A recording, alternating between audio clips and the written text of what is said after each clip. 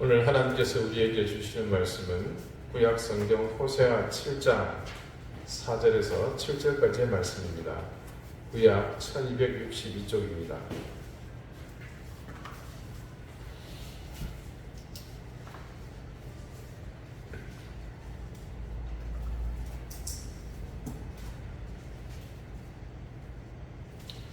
호세아 7장 4절에서 7절까지의 말씀을 제가 읽겠습니다. 이제 다 같이 자리에서 일어나 하나님의 말씀을 경청하십시오. 에브라임이 여러 민족 가운데에 혼합되니 그는 곧 뒤집지 않은 전병이로다. 이방인들이 그의 힘을 삼켰으나 알지 못하고 백발이 무성할지라도 알지 못하는도다. 이스라엘의 교만은 그 얼굴에 드러났나니 그들이 이 모든 일을 당하여도 그들의 하나님 여호와께로 돌아오지 아니하며 구하지 아니하도다. 아멘. 자리에 앉으시기 바랍니다. 하나님께서 말씀으로 우리에게 은혜 주시기를 원합니다.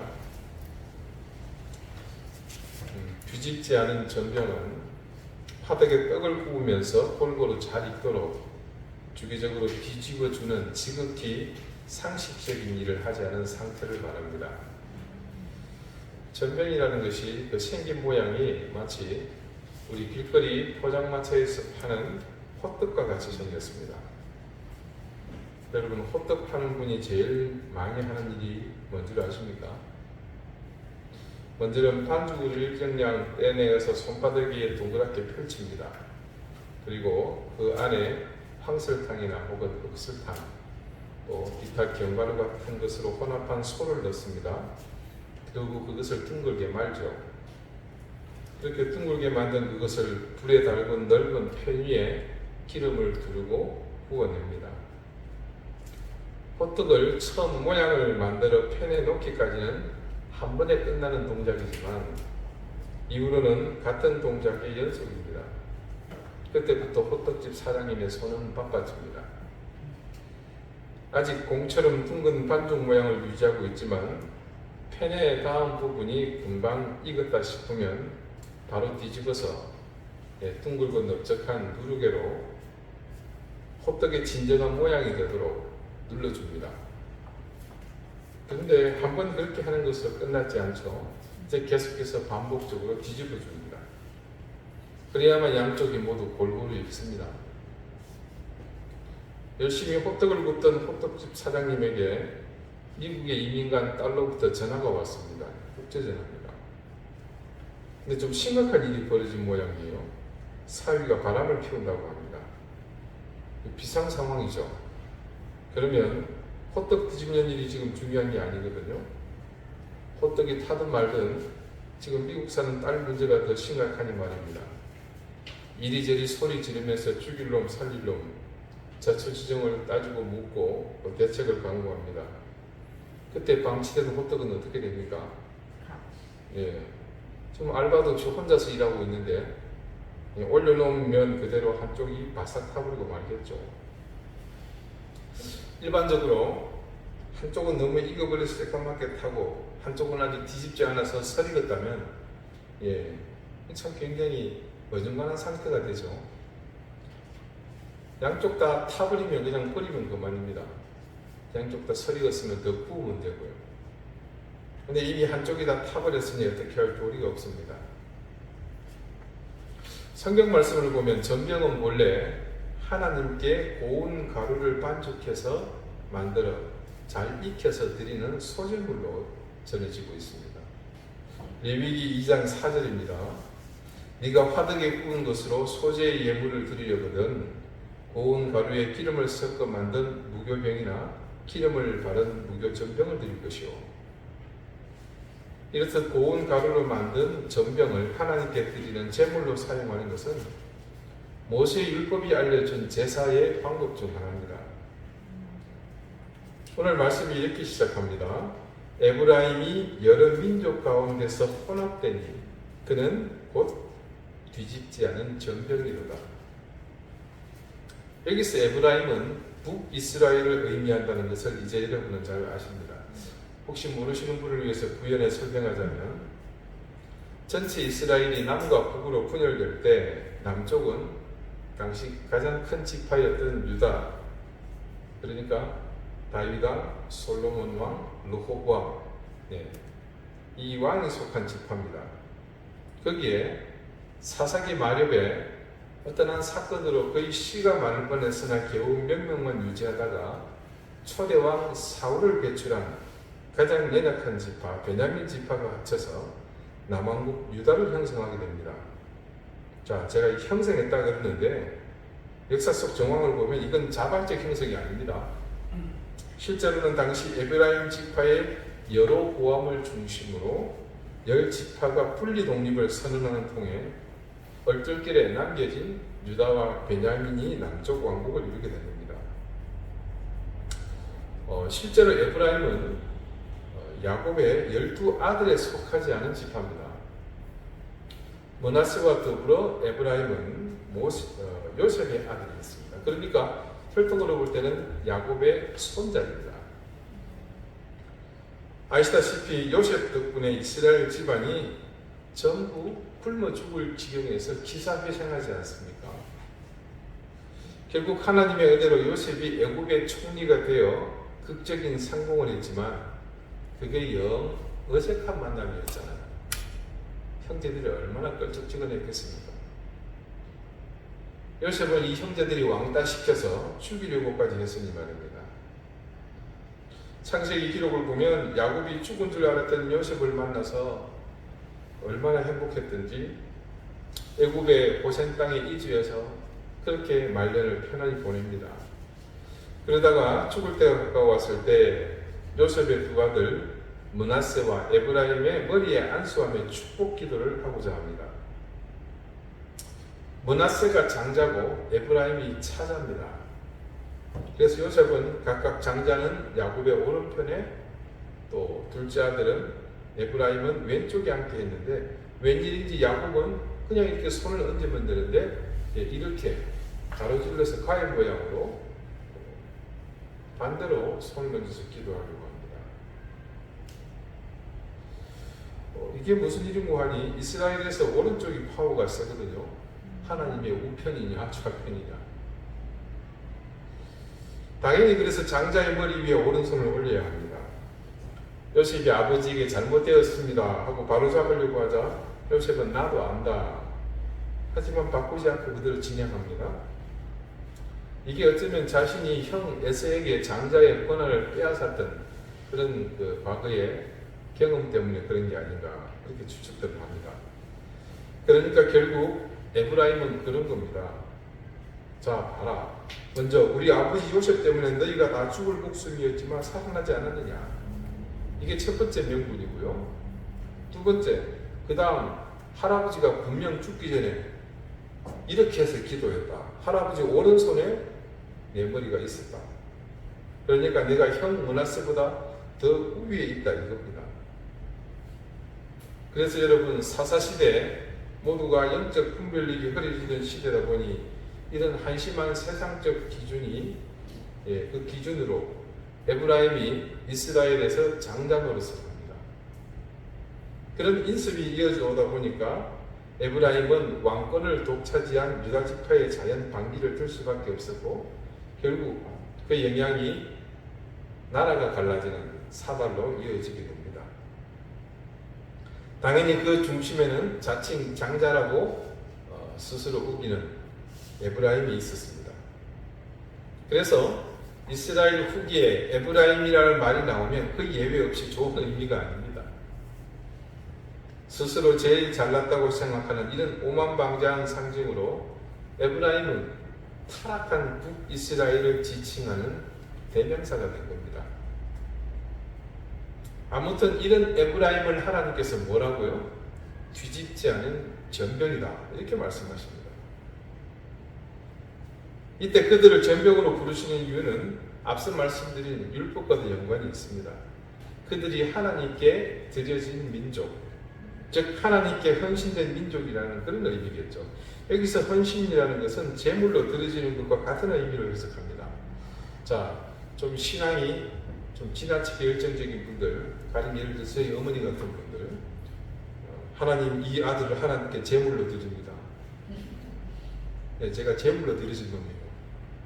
제 의사와 관계없이. 그렇게 기도하는 것과 같습니다. 철저히 하나님의 사람으로 살겠다는 의지를 담아 헌신을 다짐할 때 그렇게 하지 않습니까?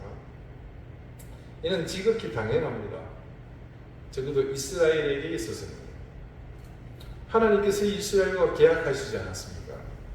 그때 이스라엘은 하나님의 백성으로 그들의 의무를 다하겠다는 약속을 했습니다. 이것이 바로 하나님께 온전히 드려지는 제물과 같다는 뜻입니다. 그래서 하나님께서도 그들을 전병이라 말씀하신 겁니다. 그런데 지금 제물로 하나님께 헌신한 이스라엘이 뒤집지 않아서 이도저도 아니게 되었다는 겁니다. 그리고 말씀은 그 이유를 이렇게 밝힙니다. 바로 시작부터 있죠. 에브라임이 여러 민족 가운데 혼합되니, 여러 민족 가운데 혼합되니 뒤집지 않은 전병과 같다는 겁니다. 그들이 순수혈통을 유지하지 않고 이방과 섞여버렸기 때문에 그러하다 말씀하신 겁니다. 여기서 순수혈통이라는 것은 여러분 우리 육적인 혈통을 말하는 것은 아닙니다. 여기서 이방과 섞여버린 그 상황은 크게 두 가지로 볼 수 있습니다. 먼저는 종교적인 이유죠. 하나님의 백성 이스라엘 한가운데 바알과 아세라, 일명 아스다롯이라고 하죠. 이 바알과 아스다롯을 섬기는 일이 비일비재해집니다. 상상도 할 수 없는 그런 일이 일상이 되고 심지어 그 이방의 산당이 버젓이 이스라엘 가운데 여기저기 세워지게 됩니다. 여러분 지금이야 종교라는 카테고리로 묶어서 이거든 저거든 다 종교라고 해서 세상의 한 부분으로 그렇게 다루지만 그때와 같은 재정일치의 시대에는 상상도 못할 일입니다. 그때는 신이 통치한다고 믿던 시대이기 때문에 그들에게 자기 민족의 신이 전부입니다. 그러다 보니 두 번째 이방과 섞여버린 것의 또 다른 의미는 바로 그 종교와 삶이 일치됐던 그 시대의 그 삶의 방식이 함께 혼합되었다는 겁니다. 그들의 문화, 음란한 그 타락한 인습이 그대로 이스라엘 가운데 녹아든 것입니다. 이스라엘이 그 땅을 정복하면서 그곳에 살던 민족을 다 쫓아내지 못했습니다. 그러면서 눈에 보이는 그들의 종교와 문화를 받아들인 데는 이유가 있었죠. 이미 수차례 여러분에게 말씀드린 바가 있습니다만 가장 근본적인 이유는 뭡니까? 그들의 육적 욕망을 만족하는 것 때문이었습니다. 거기에 부차적으로 그들이 기대한 것은 혼합하면 더 좋을 줄 알았던 것이죠. 물론 이것 역시 육적 기대 때문입니다. 더 강해지고 더 많이 소출을 얻고 그런 육적 만족을 얻기 위함이었죠. 결국 그들이 원하는 것은 하나님만으로 만족하지 못하겠다는 생각으로 인해 생긴 욕망에 대한 체험을 위해서입니다. 그러나 그들은 하나님의 백성입니다. 그리고 하나님의 백성이 된 그들에게는 하나님만을 사랑하고 섬길 의무가 있습니다. 그 의무는 여러분도 아시는 것처럼 단지 그들이 일방적으로 행하는 의무가 아니었죠. 하나님은 그들이 하나님만을 사랑하고 섬기는 그 일에 대해서 이미 그들을 열국 중에서 높이시고 그들이 하나님이 되어 주셔서 그들에게 부족함이 없게 해 주셨습니다. 그러나 이스라엘은 어리석게도 하나님만으로는 만족하지 못하고 또 다른 길을 택한 겁니다. 그것이 전병에 뒤집지 않은 다른 한쪽이었던 것이죠. 자, 아까 그 호떡집 사장님 말입니다. 한쪽 다 타는 줄도 모르고 뒤집는 거 포기한 이유가 뭐였습니까? 예, 미국사는 딸의 집에 문제가 생겼다고 그랬죠. 사이가 바람을 피워서요. 예, 굉장히 재미난 게요. 영어에 바람 피우면서 두 집 살림하는 남자를 가리켜서 탑타임 파파라고 한다고요. 본처가 있고 바람 피우는 대상인 여자가 사는 집을 오가면서 잠깐씩 아빠 노릇을 하는 이중적인 사람이라는 뜻입니다. 우리가 흔히 아르바이트, 아예 줄여서 알바라 그러죠. 잠깐씩 일하는 것을 일컫는 말은 원래가 독일어입니다. 영어에서는 그것을 파타임 잡이라고 부릅니다. 이해가 훨씬 쉽죠. 자, 그런 의미에서 바람 피우는 아빠를 두고 파타임 파파라고 부르는 것은 아주 위트 있는 그런 표현입니다. 아르바이트, 파타임 잡은 전업을 하는 것의 상대적 개념입니다. 그러니까 파타임 파파라는 것은 사실 이 아빠도 저 아빠도 아닌 셈입니다. 잠시 알바하는 것처럼 이 집 저 집 아빠 노릇만 한다는 뜻입니다. 자, 여러분, 그러다가 나중에는 이 집도 저 집도 가지 못하는 일이 필경 생기게 됩니다. 결국 하나님을 섬기면서 다른 곳에 눈길을 돌리고 이방신과 이방의 삶을 동경했던 이스라엘이 꼭 그런 형편이 되었습니다. 영락없는 한쪽 면이 다 타버린 호떡 같은 신세, 뒤집지 않은 전변이 어울리는 형국입니다. 하나님께서 호시아를 통해 이들을 뒤집지 않은 전변이라고 말씀하신 또 다른 이유가 있습니다. 그것은 이들의 신앙에서 드러난 한 가지 악습에 대한 하나님의 질타였습니다. 이스라엘은 자타공인 하나님의 선민이었습니다. 그들이 하나님의 선민이라는 증거는 여러 곳에서 나타납니다. 다른 민족은 꿈도 꾸지 못할 하나님께 직접 제사하는 민족입니다. 그리고 그들은 모든 소산물의 11조를 하나님께 드립니다. 무엇보다 그들을 하나님의 선민이라고 규정하게 만든 것은 모세의 율법을 수호하는 모습에서부터입니다. 그들이 얼마나 많은 조항을 만들어서 그 율법들을 지키려고 했습니까? 그런데 그들에게는 두 가지가 없었습니다. 하나는 하나님을 향한 진실한 마음이 없었던 것이고, 또 다른 하나는 그런 하나님의 말씀에 대한 구체적인 실천이 없었다는 것이죠. 결국 그들의 하나님을 향한 믿음은 빈 껍데기만 번듯한 외식주의로 전락하고 말았던 것이죠. 외식하는 이스라엘의 삶은 그들의 오랜 역사 속에서 끊임없이 지속된 고질적 습관이었습니다. 이사야 1장 12절에서 15절에 기록된 말씀입니다. 너희가 내 앞에 보이러 오니 이것을 누가 너희에게 요구하였느냐? 내 마당만 밟을 뿐이니라. 헛된 재물을 다시 가져오지 말라. 분향은 내가 가정이 여기는 바요, 월삭과 안식일과 대회로 모이는 것도 그러하니 성회와 아울러 악을 행하는 것을 내가 견디지 못하겠노라. 내 마음이 너희의 월삭과 정한 절기를 싫어하니 그것이 내게 무거운 짐이라 내가 지기에 곤비하였느니라.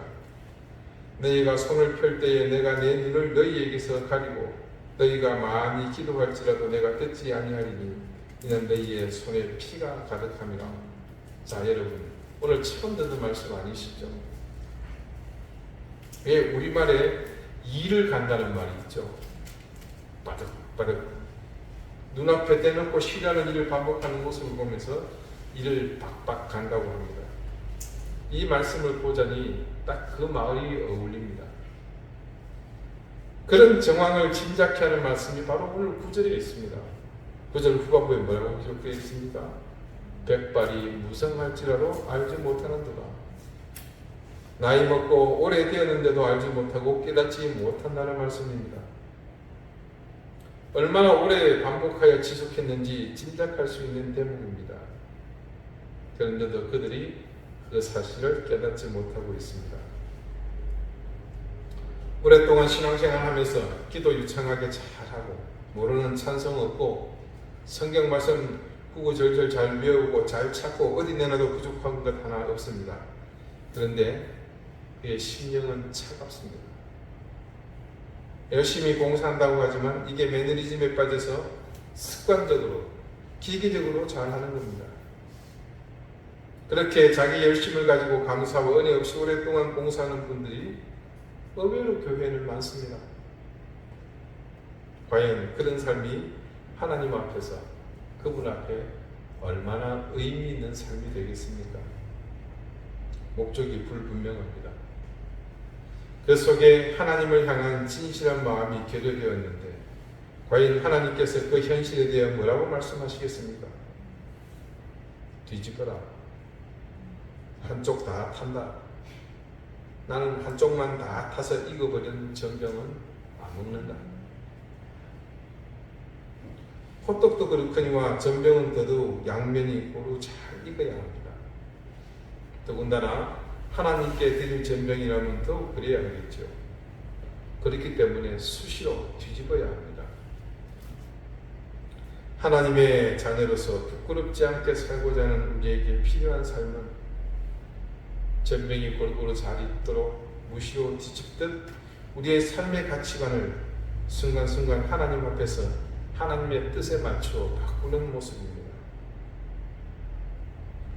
뒤집지 않고자 하는 인생은 거듭나기를 거절하는 인생과 같습니다. 우리가 하나님의 자녀로 산다고 하나 내 욕심과 내 탐욕을 버리지 않고 하나님의 자녀로 사는 것과 똑같습니다.